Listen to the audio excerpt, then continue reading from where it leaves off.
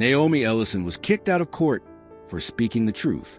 But when a call from Washington turns the tide, she returns, armed with new evidence and a voice no one can silence. Will she expose the system or be crushed under its weight? "Ma'am, I need you to leave the courtroom." The sharp voice of Officer Sean Doyle cut through the thick tension in the air. The entire courtroom at Bellevue Justice Hall froze as I turned toward the tall black woman, standing upright in the witness gallery. Naomi Ellison, 42, stood poised in a simple black blazer, both hands gripping a stack of evidentiary documents. Her eyes shimmered with confusion, but not fear. Around her, worried whispers began to rise like an underground current. "I have the right to speak before this court," Naomi said, enunciating each word with steady control. "I am the plaintiff in this case." At the bench, Judge Lorraine Whitaker slammed her gavel down with a chilling finality. "Not anymore, Ms. Ellison. You violated court protocol. Officer, remove her." The declaration ripped through the room like a blade. Every breath, every movement seemed to pause. Officer Doyle, tall, expression unreadable, stepped toward Naomi. The hard tap of his boots on the wooden floor echoed through the chamber, each step emphasizing the cold weight of enforcement. Naomi didn't move. She could feel her blood rising beneath her skin, not from fear, but from the bitter, familiar sting of injustice repeating itself.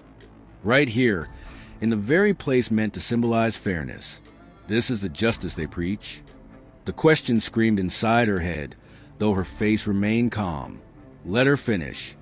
A voice from the back row called out, only to be silenced by a stern glance from court security. Caleb Monroe, Naomi's attorney, sprang from his seat.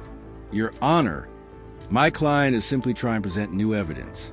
Please don't silence her voice just because this hearing has gone long. Mr. Monroe, you're wasting the court's time," Judge Whitaker snapped. Ms. Ellison was warned. She must now face the consequences. Naomi glanced briefly at Caleb, then turned to the officer, closing in. She saw no cruelty in his eyes, but no empathy either, only duty, the kind too many had used to justify silencing those who dared to speak. "Ma'am, I'm asking you to stand," Doyle said, hand inching toward the cuffs on his belt. Naomi took a slow breath. In a room swollen with bias, she held her posture. Deliberately, she rose, gripping the file like a paper-thin shield. She didn't cry, but as she walked through a crowd of watching eyes, some sympathetic, others satisfied, she knew what had just happened. History had repeated itself, and this time, she would not be silent, not ever again. Naomi hadn't even taken 3 steps when the double doors at the back of Bellevue Justice Hall suddenly burst open. A young court clerk, breathless and wide-eyed, rushed in holding a folded letter in her trembling hands. She sprinted down the aisle, panic and purpose flashing in her gaze. "Judge Whitaker, there's an urgent call from Washington." Her voice quivered, but it rang out loud enough for everyone to hear. The room went completely still, as if an invisible mask had just fallen from the face of the system. Judge Lorraine Whitaker furrowed her brow. She paused mid-motion, her gavel inches from the bench. Slowly, she extended her hand to receive the folded note. Naomi froze, eyes locked on the clerk's hand, now shaking slightly as she passed the paper to the judge. Officer Sean Doyle, mid-reach, fingers about to touch Naomi's arm, also halted, like he wasn't sure he'd heard correctly. Judge Whitaker unfolded the letter. "Read it." Her eyes widened, then narrowed again in a blink full of doubt. The courtroom collectively held its breath. The ticking of the wall clock suddenly became the only sound in the room. "We'll recess for 15 minutes, she announced, voice tight but trying to maintain composure. "All parties remain in place.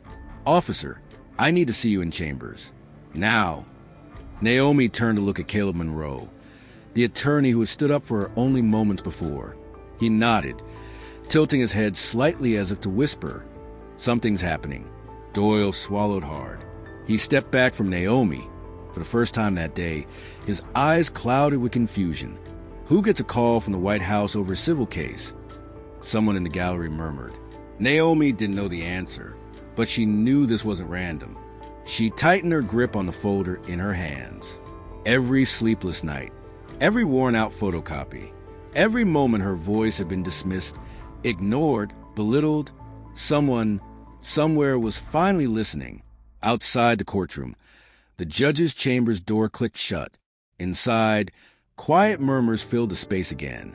At the plaintiff's bench, Caleb flipped rapidly through notes, scanning emails, evidence logs, and complaint itself. He had seen injustice plenty of times, but he had never seen injustice interrupted by a phone call from federal authority. Naomi sat down. Her chest was still tight. She stared ahead, toward the bench where a judge had once ordered her into silence. And silently, she whispered to herself, "They thought they could shut down my voice. But I will not leave this courtroom in silence. I will return, this time with every light shining behind me." Naomi sat quietly in the stiff wooden chair at the plaintiff's table, her palms still damp with sweat.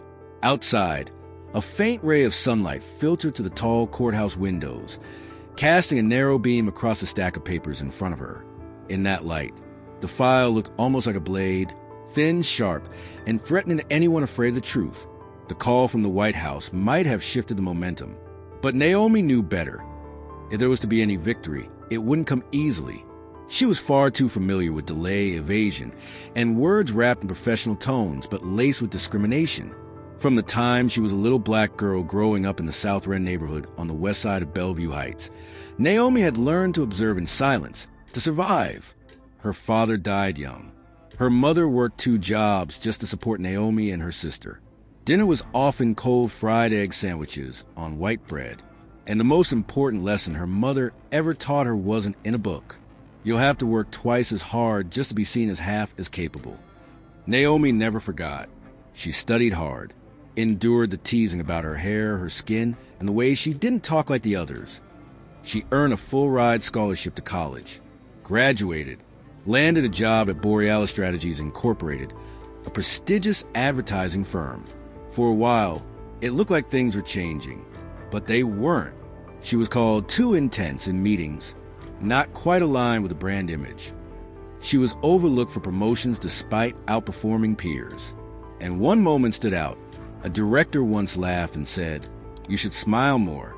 You look scary when you break down data like that." Naomi had smiled, but not because it was funny. She smiled because she knew she'd remember that line for the rest of her life. She didn't sue then, not right away. She waited. She documented. She saved emails, took notes, screenshots. Every night, she typed up reports, edited PowerPoints, prepared meticulously, because she couldn't afford a single mistake. One misstep, and they'd have the excuse to call her unprofessional and let her go. And when they finally fired her for failing to fit the company culture, Naomi didn't cry. She printed every file she had, called attorney Caleb Monroe, and launched what many saw as an impossible mission, suing a major firm of multi-million-dollar legal and PR team. "Because if I don't stand up," she once told her daughter Lena, "you'll grow up in a world where people stay silent out of fear." Now, as the judgment in chambers and the press stirred restlessly outside, Naomi sat still, silent but not small, because this lawsuit was never just about her. It was about every employee ever labeled not a culture fit, about every deleted email deemed too sensitive, about every dream quietly crushed by people in polished shoes and corner offices. Naomi hadn't come here to be a victim. She came to be a witness. The hearing resumed after recess. No one mentioned the call from the White House, but the atmosphere inside courtroom 302 of Bellevue Justice Hall had shifted. Not softer, exactly, but quieter, like a storm pulling in wind.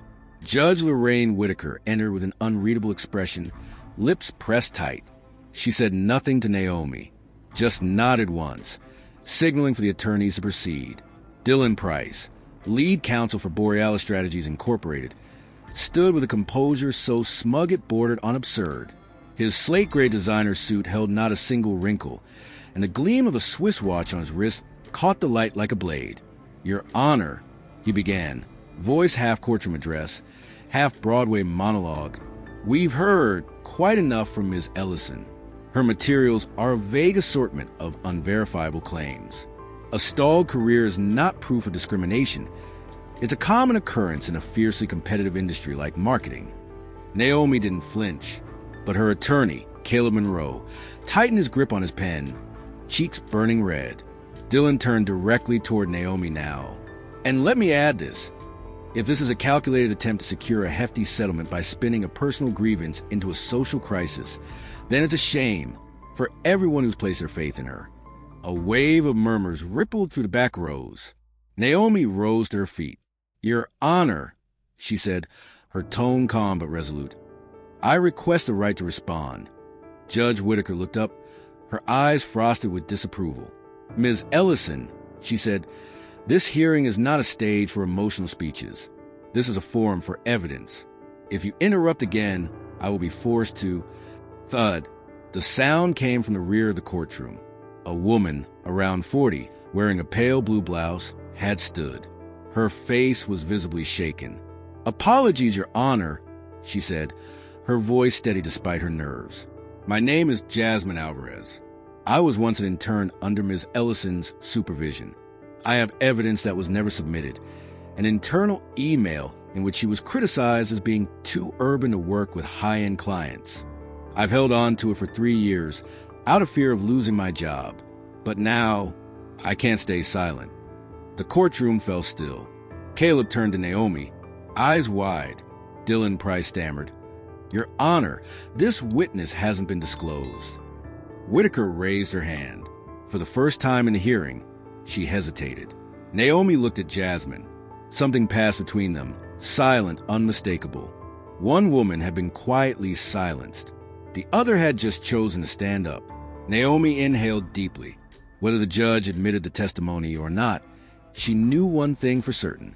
The foundation beneath power had just cracked. And that crack, if deep enough, could open a path. Not just for her, but for everyone who had ever been forced into silence. The court rejects the testimony of an unregistered witness. "Ms. Alvarez, please sit down." Judge Whitaker's voice slammed into the room like a door being shut. No gavel was needed.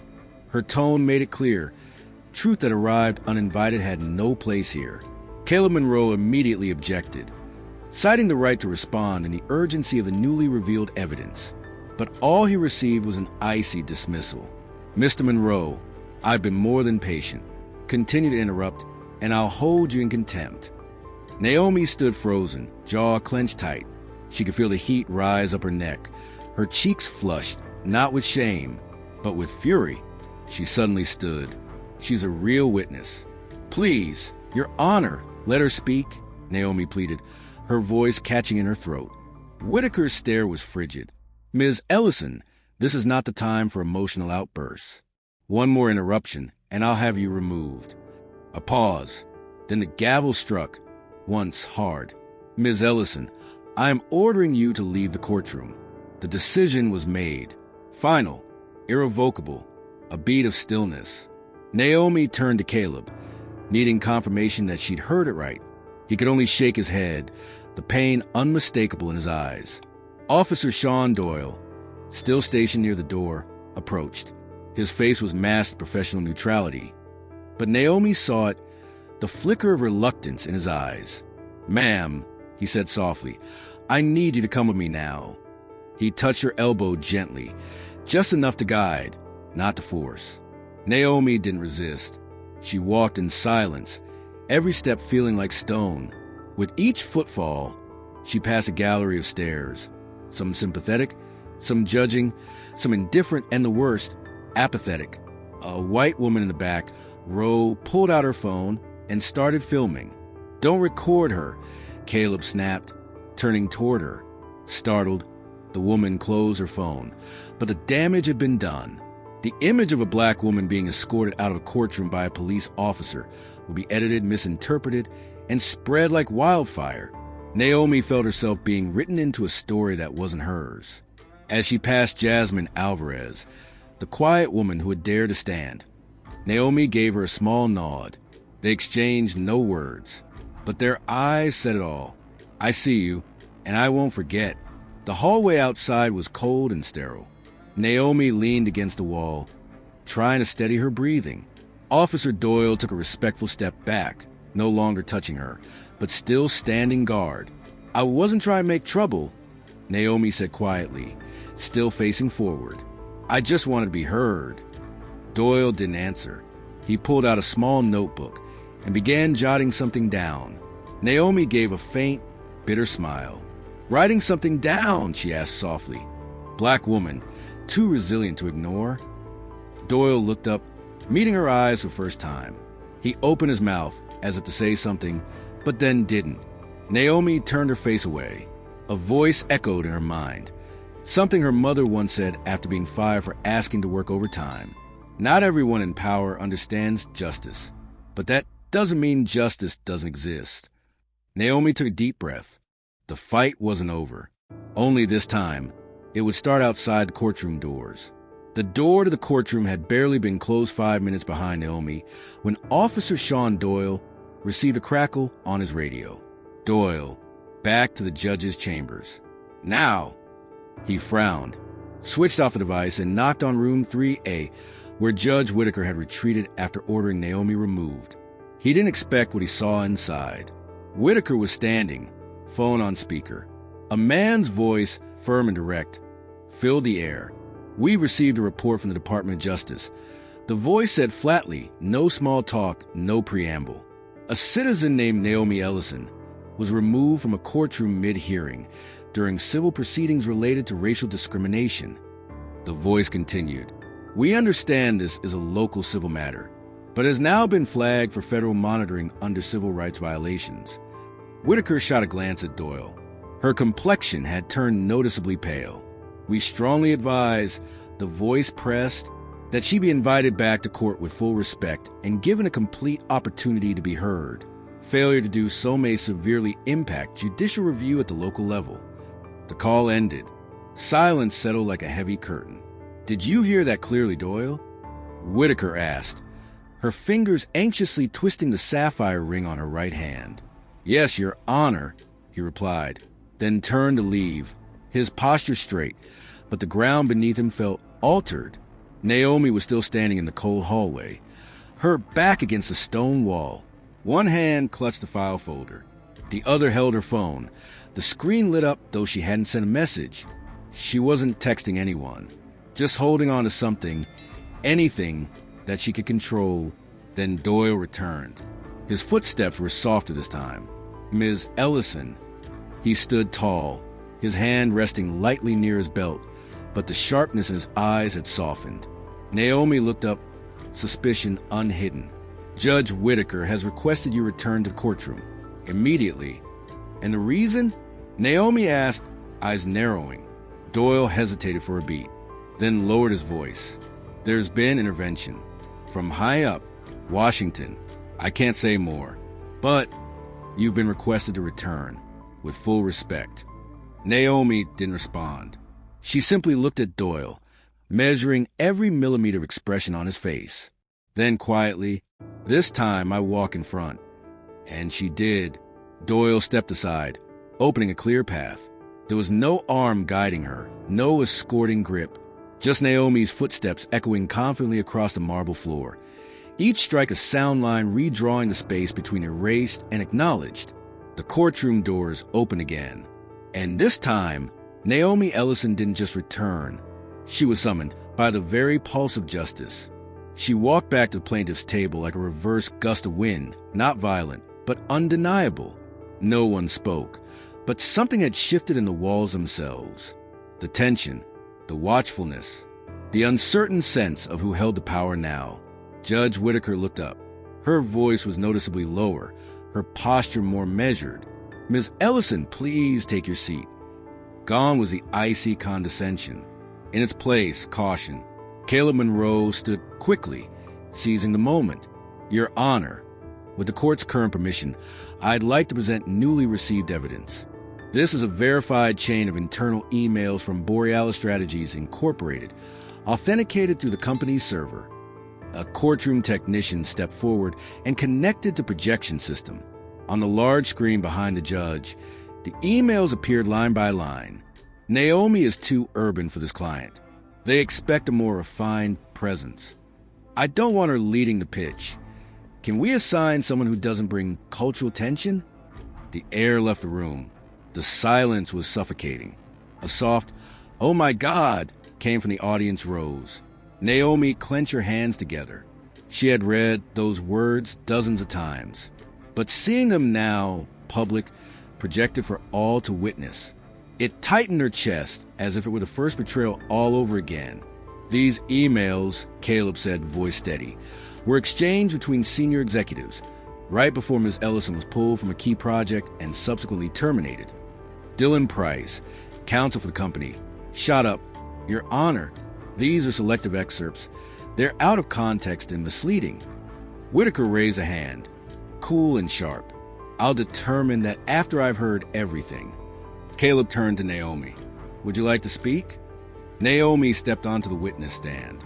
She scanned the courtroom, slowly, deliberately, before speaking.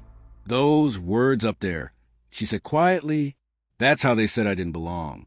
Not because of my skill, not because of my performance, but because of my skin, my hair, my voice, and everything I represent.'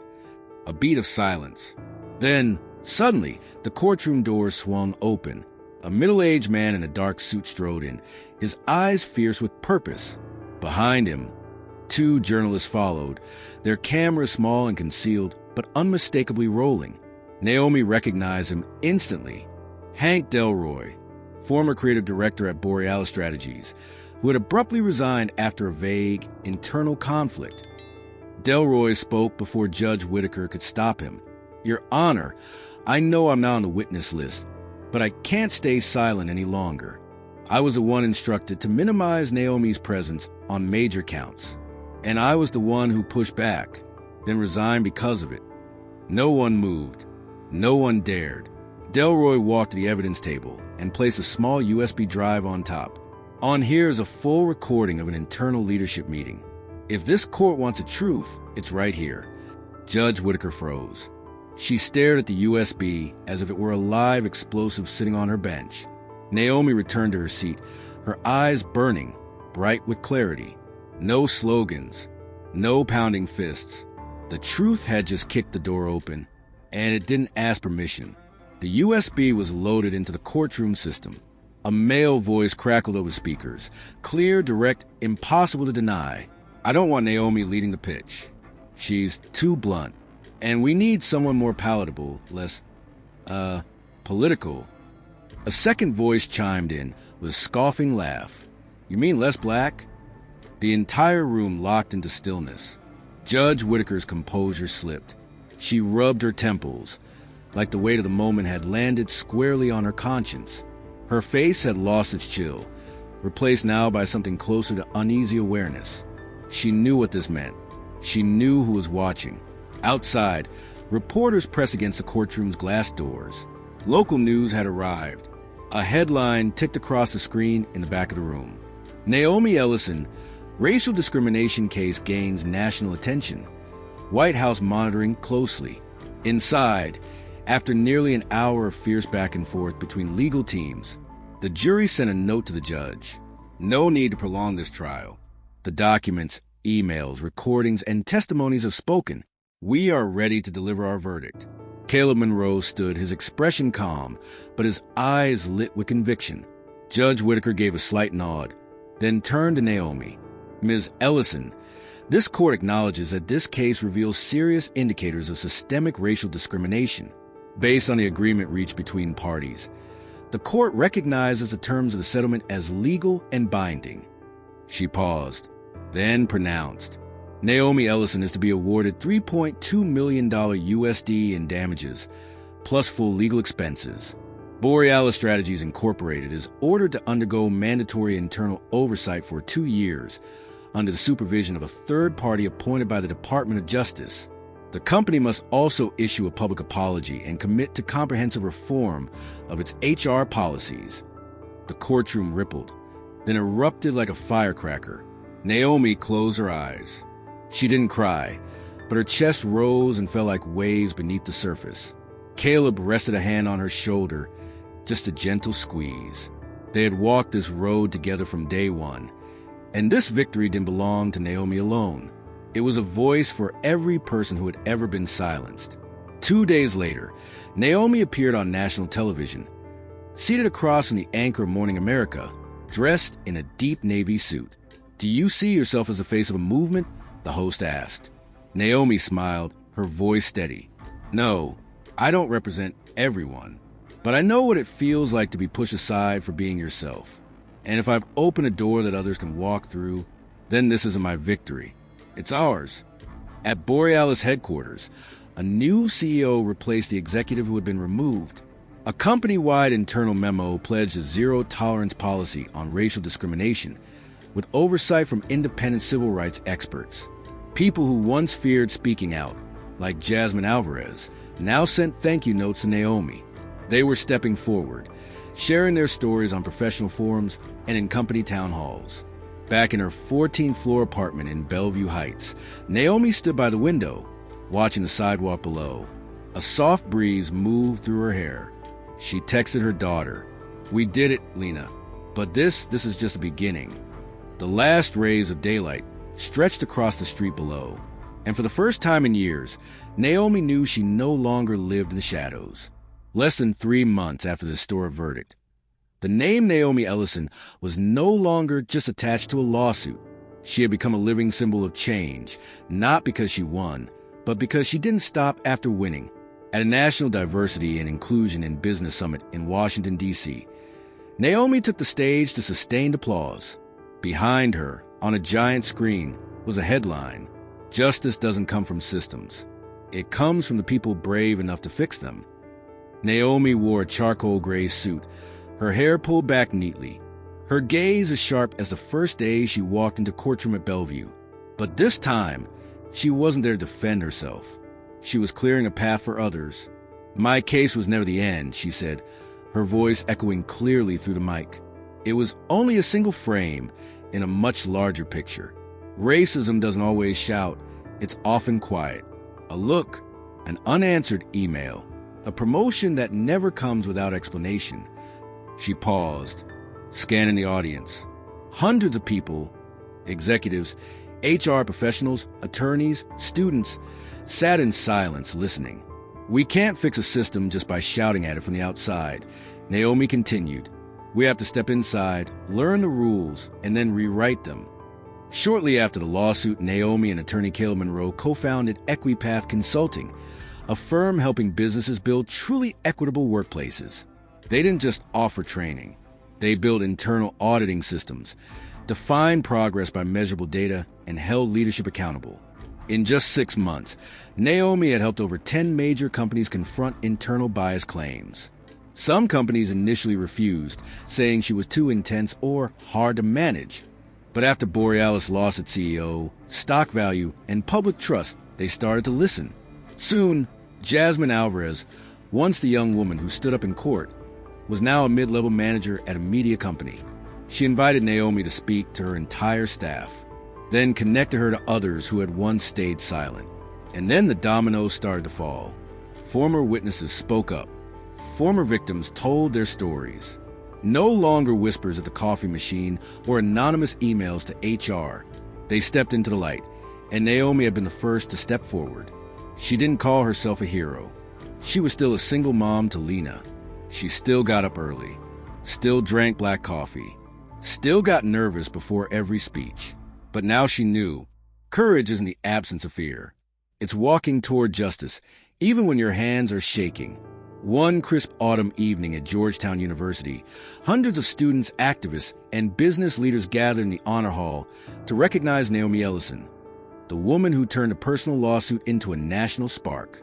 She walked onto the stage to thunderous applause. Behind her, glowing words lit up the screen.